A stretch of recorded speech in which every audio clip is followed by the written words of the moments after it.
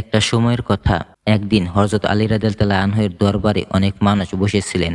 সবাই তার জ্ঞান, হিকমত আর ন্যায়ের জন্য তাকে খুবই সম্মান করত। তিনি ছিলেন এমন একজন ব্যক্তি যার জীবন থেকে মানুষ সত্য, ঈমান আর সঠিক পথের শিক্ষা নিত।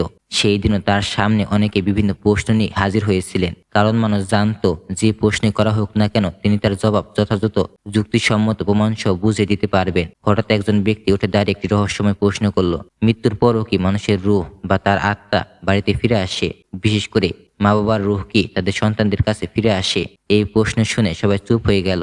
সবাই আগ্রহ নিয়ে অপেক্ষা করতে লাগলো হযরত আলী রাদিয়াল্লাহু আনহু কি উত্তর দেন। তিনি শান্তভাবে কথা শুরু করলেন। তার কথাই ছিল জ্ঞান, গভীরতা আর বাস্তবতা। তিনি বোঝাতে লাগলেন মানুষের মৃত্যু কোনো শেষ নয়, বরং এক নতুন জগতের শুরু। আর রূহের বিষয়টি খুবই সূক্ষ্ম, যা আমরা সহজে বুঝতে পারি না। তিনি উদাহরণ দিয়ে বোঝাতে লাগলেন কিভাবে মানুষ মৃত্যুর পর এক ভিন্ন জগতে প্রবেশ করে। আর মানুষ যেভাবে ভাবে সবকিছু তেমন সরল নয়। সেই মজলিসে উপস্থিত সবাই গভীর মনোযোগ দিয়ে তার কথা শুনছিল। কেউ আর কথা বলছিল না, কারণ তারা জানতো এই উত্তর শুধু একটা প্রশ্নের জবাব না, বরং জীবনের এক বড় সত্যের ব্যাখ্যা। এভাবে শুরু হয় এক রহস্যময় আলোচনা, রূহ, মৃত্যু আর পরকালের অজানা জগৎ নিয়ে। একটা সময়ের কথা, হযরত আলী রাদিয়াল্লাহু আনহু একটা সময়ের কথা হযরত আলী রাদিয়াল্লাহু আনহু-এর মজলিসে বসেছিলেন সালমান ফারসী রাদিয়াল্লাহু আনহু। তিনি গভীর একটি প্রশ্ন করলেন, হে আলী, মানুষ মারা যাওয়ার পর কি মা বাবার রূহ আবার তাদের ঘরে ফিরে আসে? হযরত আলী রাদিয়াল্লাহু আনহু শান্ত কণ্ঠে বললেন, হে সালমান, যখন কোনো মা বাবা দুনিয়া থেকে চলে যায় তখন তাদের রূহ মাঝে মাঝে তাদের পরিবারের কাছে ফিরে আসে, তাদের সন্তানদের কাছে ফিরে আসে। তারা এসে তাদের সন্তানদের কাছে আবেদন করে, তোমরা যেন আমাদের জন্য সদকা করো, নেক আমল করো, আমাদের জন্য দোয়া করো। এই কথা শুনে সালমান ফারসী রাদিয়াল্লাহু আনহু আবার জিজ্ঞেস করলেন, কিন্তু তারা কেন ফিরে আসে? তখন হযরত আলী রাদিয়াল্লাহু আনহু বললেন, কারণ মৃত্যুর পর তাদের নিজেদের আমল শেষ হয়ে যায়। তখন তারা তাদের সন্তান আর আত্মীয়র উপর নির্ভরশীল হয়ে পড়ে। তারা চায় তাদের জন্য কেউ সদকা করুক, নেক কাজ করুক, যাতে তাদের মর্যাদা বাড়ে কিংবা শাস্তিটা কমে। তিনি আরো বললেন, এই কারণে তারা ফিরে আসে আর মিনতি করে, আমাদের ভুলে যেও না, আমাদের জন্য দোয়া করো। এরপর সালমান ফারসী রাদিয়াল্লাহু আনহু আবার প্রশ্ন করলেন, এই রূহগুলো কখন আসে? হযরত আলী রাদিয়াল্লাহু আনহু উত্তর দিলেন, সপ্তাহে একদিন তারা ফিরে আসে, আর সেই দিনটি হলো বৃহস্পতিবার, অর্থাৎ জুমার আগের রাত। সেই রাতে তারা নিজেদের ঘরে ফিরে আসে আর চিৎকার করে আপনজনদের ডাকে। কিন্তু দুনিয়ার মানুষ সেই আওয়াজ শুনতে পায় না, কারণ তারা নিজেদের কাজকর্মে ব্যস্ত থাকে।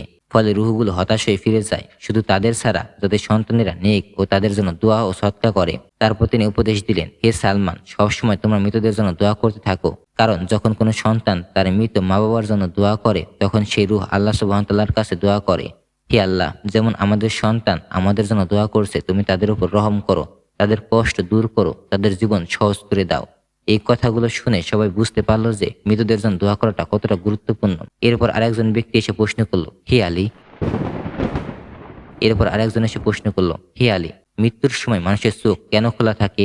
তখন হযরত আলী রাদিয়াল্লাহু আনহু বললেন, মনে রেখো, মানুষের জীবন, তার শ্বাস প্রশ্বাস, তার হৃদস্পন্দন সবকিছুই আগে থেকে নির্ধারিত।